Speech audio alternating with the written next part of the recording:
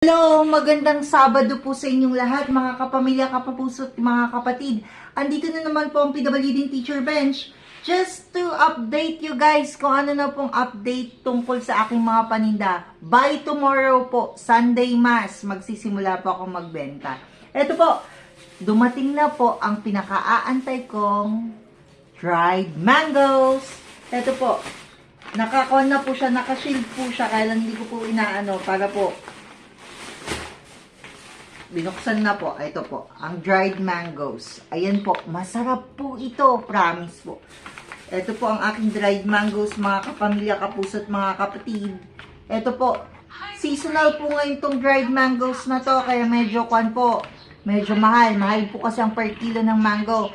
Ang po nito, ang presyo po nitong dried mangoes ko ay 130 po. Kasi ang punan po ay nasa 100 something, 105.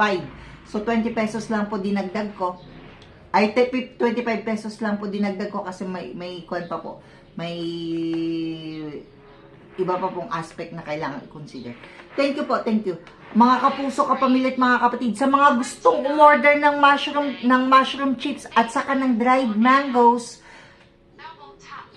order lang po.